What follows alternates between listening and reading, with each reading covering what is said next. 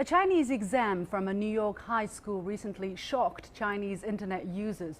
The first Chinese character on the paper is hard even for Chinese people to recognize. It's pronounced Jiu.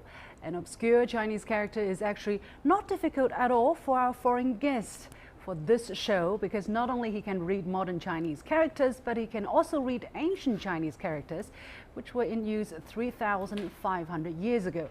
Today, I'm very delighted to have with us Richard Sears from America, joining us from Shanghai. Richard, thank you so much for joining us. Liu Xing, I'm glad to be here today.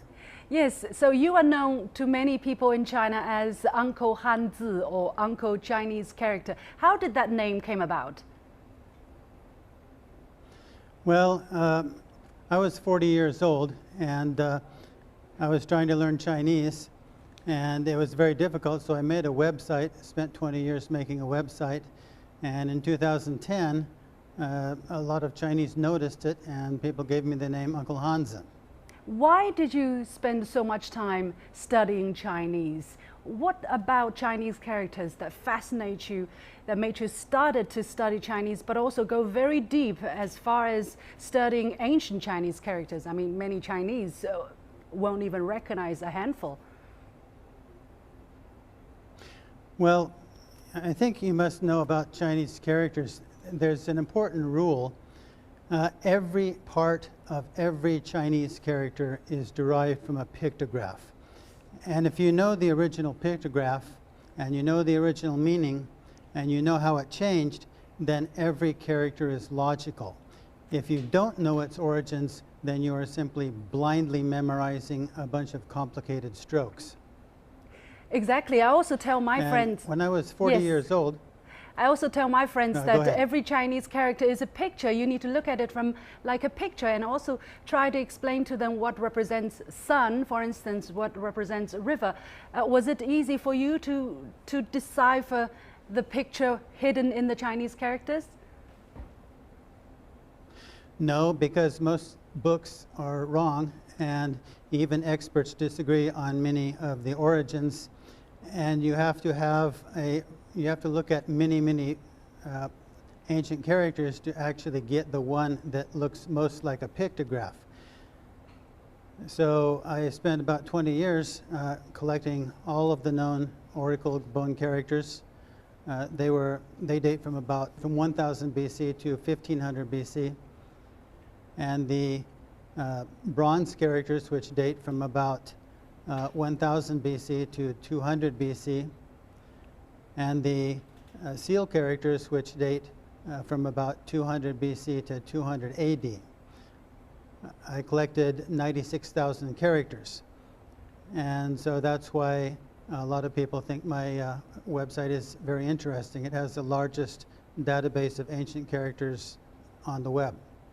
That's amazing. I actually was browsing your website, and I found a very interesting function is not only you can find such huge archive of ancient Chinese characters, but you can also interact with it. For instance, if you want to find out how a modern Chinese character was written 3,000 years ago, you can just type in, for instance, what I'm going to do here is to type in on your website the character which represents spring, as we're talking about the Spring Festival. For instance, if I type in the character Chun, which means spring, we can see all of the characters here. Could you please, Richard, explain to us the evolution of these characters from Oracle to the latest version of Seal of this character Chun? Well, when you try to analyze a modern character, you can't see anything. It doesn't look like any kind of a picture. So the first step is to look at the modern character and see how it changes over the years to the original pictographic image. And if you see the correct pictographic image on my website, you'll notice that there are two things at the top, and that represents grass. Mm-hmm. And below that there's a character pronounced Tun, and you'll also see a character which looks like the sun. And so spring is represented by pictures of several sprouts and grass, and a pictograph of the sun. And if you study that, you can see how it gradually evolves into the modern character, which doesn't look like anything at all. Yeah. So how do you advise people then, by learning the evolution of Chinese characters, how do you advise them to study Chinese? And what do you think it is important that people need to understand such evolution and follow these stories? Well, I'm a physicist, and I try to think logically, and I don't like to memorize things blindly. So when I was 40, I had a lot of trouble memorizing the characters because they did not appear to have any logic. But if you can see how they evolve over the years and how the meaning evolves, then every character has logic. And that's why I tried to put my website together. I found a lot of references, but many of the references contradict each other. So I decided I needed to make myself a very large database of all the known characters and look at all the explanations and then put down the explanation that I thought was most logical. Mm-hmm. What is this website potentially meaningful for the Chinese people? I mean, you have received quite some recognition from within China. Were you surprised with this kind of recognition, and what do you think the Chinese people can get from your website? Yes, at first I was very surprised because I worked on it for nearly 20 years and everybody thought it was a waste of money and a waste of time. And then all of a sudden in 2010, many thousands of people recognized it and started coming to it. And now it's one of the most used websites in the world. But I think it's important for Chinese not to just blindly memorize characters.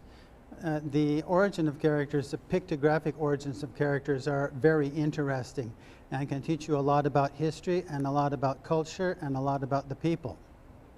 Do you think it is important that we look back at not just the roots of our characters as Chinese people, but the roots of our country, of our history, of us as a people, so that we can continue to go forward in the future without forgetting our past and our traditions? I think it's important to know where you came from. There's a lot of things in the modern society that we can't easily explain. But if we know a little bit about history, then things become more clear as to why they are the way they are today. I understand when you were in your 40s, you suffered a heart attack. How did that incident change your life and your work with these Chinese characters? I realized that I don't know when I'm going to die. None of us do. So I asked myself a question.